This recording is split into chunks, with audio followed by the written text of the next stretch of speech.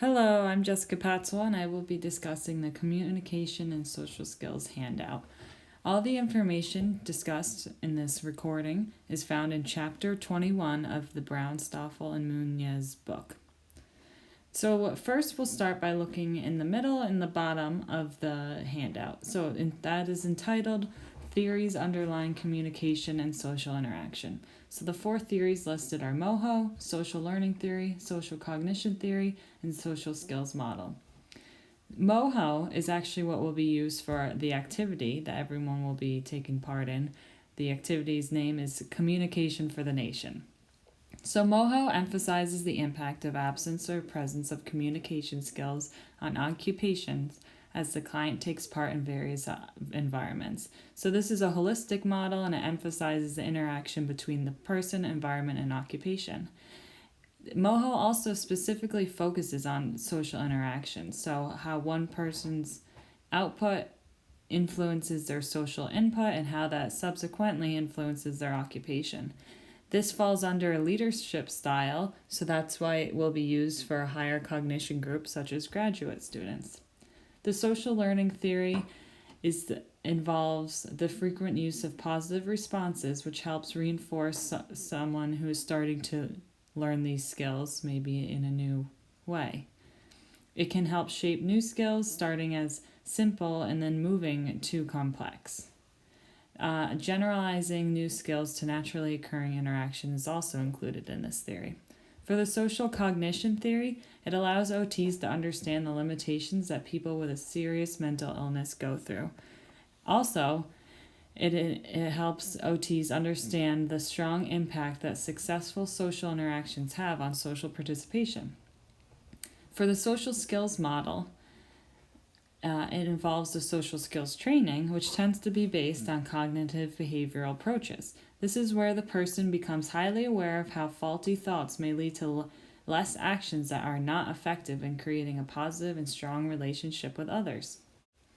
Now moving to the bottom right of the handout, you can see the section entitled The Component Scales of Social Competence. So those are social perception, which is receiving skills, social cognition, which are processing skills, and behavior response, which is expressive skills. So any deficits in these areas will have an impact on social function. Moving up to the top right of the handout, we discuss group therapeutic factors. So these are socializing techniques, imitative behavior, and interpersonal learning.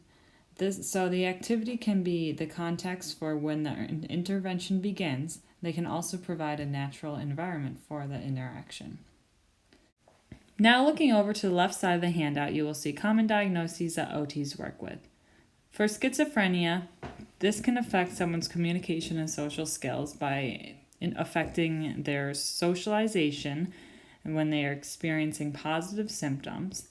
Their relationships can be affected by this, and they might not be as motivated to seek out of social spheres. For anxiety and mood disorders, they can have negative thoughts towards others, an extensive amount of social withdrawal, and some may withdraw from people who are bipolar due to their impulsivity. For substance abuse disorders, seeking relationships outside of their substance, such as not hanging out with people who drink, can be very difficult. For under persuasive developmental disorders, the communication and social deficits include failure to vocalize, struggle to gaze shift, struggle to read facial expression, unusual speech and tone, and poor eye contact.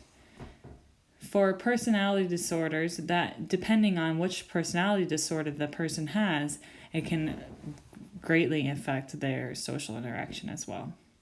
Under dementia and cognitive disorders in older adults, they can have a problem with language, maybe being incoherent or rambling. And as it progresses, they may withdraw and speak less. The onset of these disorders tend to happen in adolescence when relationships are forming. So this can disrupt one's development and have a long-term effect on that person. This can lead to intolerance and judgment from others in the community and family as well.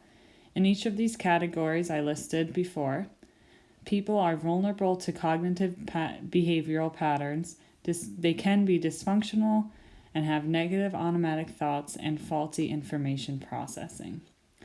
Now looking over to the center of the handout that states assessments and intervention. So assessments should be both formal and informal. The interventions include social skills training, problem solving training, responsive social skills training, such as combining problem with social skills training.